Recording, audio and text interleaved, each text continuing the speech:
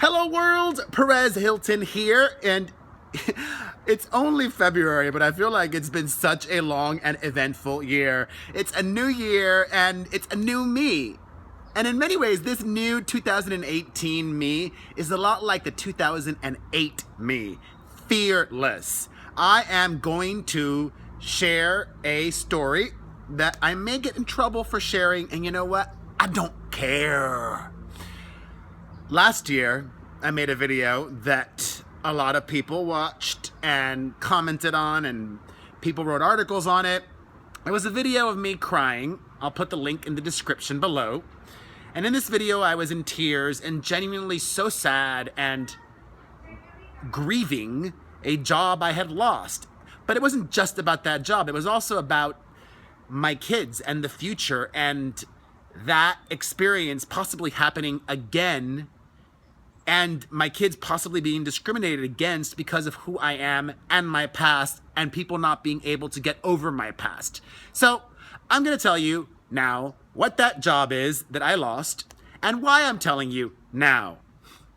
Basically, I am angry. I am mad. If you didn't listen to my podcast this week, you should check it out because I gave the scoop there first. But I also wanted to make a video about it myself, unfiltered, with no podcast co-host Chris Booker chiming in. Last weekend, I was in a real bad place because I just felt hurt and upset that I thought I was lied to by CBS over Celebrity Big Brother. My team reached out, both my manager and my agent, expressing my interest. A lot of people say I was one of the best housemates ever on Celebrity Big Brother in the UK. They did pick somebody who was on Celebrity Big Brother UK for the US version, Brandy Granville, who was on the show just last year. I did it in 2015, and she sucked on that show, by the way. She was boring. But when my team reached out to Celebrity Big Brother, they told us they were trying to book big stars. Hello, they got James Maslow from a boy band nobody knew. They got Shannon Elizabeth, who hasn't worked as an actress in forever. They couldn't even get Tara Reid. They got people with a lot less name recognition and a lot smaller social media followings than me. So I was upset, I was hurt, I was angry, and you know what? So CBS screwed me over once before, and that was worse. This I could get over, okay? Because they just kind of gave us a line, and it's fine. But I also I don't care. I don't care if people perceive this in a negative way.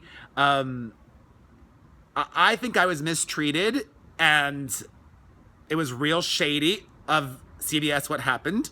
So what happened, as I'm sure you know because I put it in the description of this video, I got offered to be on The Amazing Race with my podcast co-host, Chris Booker. It wasn't a come audition. It was, no, it's happening. You're going to be on the show, and this is what you need to do. You need to come and be sequestered at LAX for 3.5 days.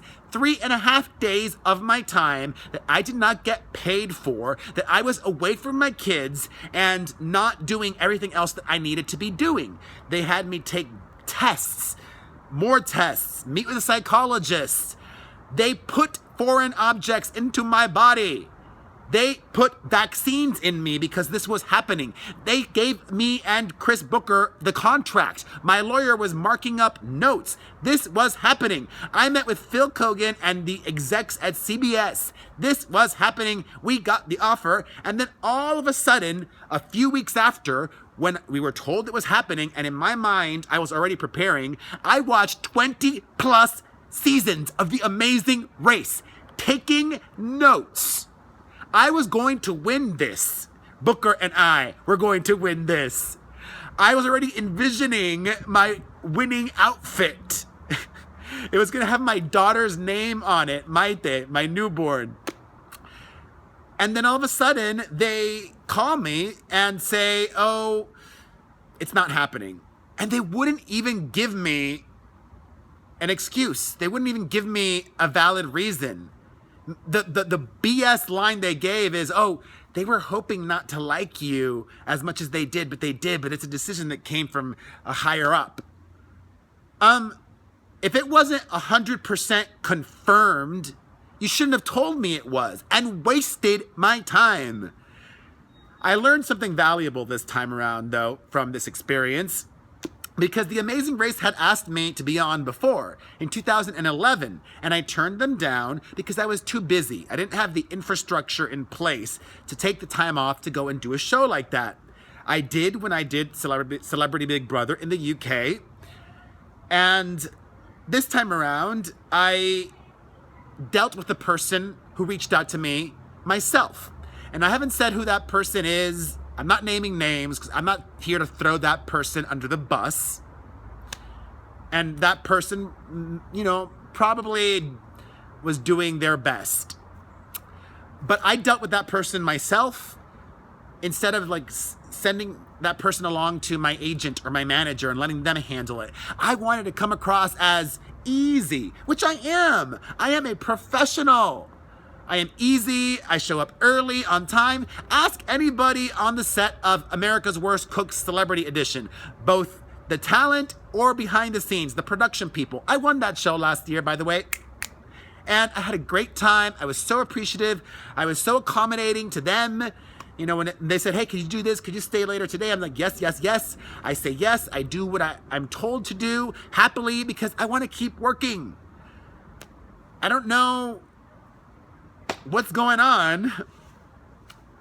I get it. I'm D-list, but I'm not Z-list. And, I've met with the people on Dancing with the Stars from that show 3 times. And each time I've gotten rejected. Having said all that, if Amazing Race asked me to be on the show again, which they probably won't, I would do it. If Celebrity Big Brother US asked me to be on the show, of course I would do it. And I would slay. They just cast it so poorly. And I hope that the casting director doesn't take this the wrong way. Clearly, I'm coming from a place of hurt and anger. They cast it too much like Dancing with the Stars. They should have cast it like Celebrity Big Brother UK. Just put in an entire house full of people with big, explosive personalities. I mean, look, I love Ross Matthews. I love Marissa Jarrett Winokur. She's a dear friend of mine. But I don't see her going off in that Celebrity Big Brother house. The only good booking is Omarosa. She's gonna bring it. Oh, and I can't wait for that. Not that I'll be watching. I won't be watching. But I mean, Ross posted a video saying, surprise, I'm on the Celebrity Big Brother US show. Tune in to see what I'll do. Will I be screaming at people? Oh no, I don't really scream at people.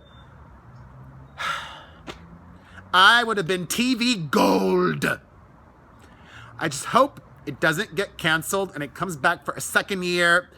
And hopefully I can be on it next year. And it'll hopefully maybe even get better ratings next year when it's not up against the Olympics on NBC. And I would still love to do Amazing Race. I know I would win that show. I have all the tricks, not tricks, but I did really well in school. I'm a smart person and I'm a hard worker. I'm the hardest working person I know. And this video may come back to bite me in the ass. You may think I'm totally unrelatable and an ingrate or whatever, but I'm also a person that has feelings. And this is a lot like dating and relationships. And both of these experiences have made me feel not special. And I think I'm special. I think you're special. We're all special. And that's just the human thing. Whenever anybody makes us feel not special, it hurts. It sucks. And that is my story of how I got asked to be on Amazing Race. It was happening, and then it didn't happen. Plus some Celebrity Big Brother tea thrown in for good measure. I am Perez Hilton. I make a ton of videos. Hit the like button, comment, follow, subscribe, share. And if you're not following me yet on Instagram, follow me. I've got 2 accounts, The Perez Hilton and Perez Hilton. Thank you. Bye. Adios.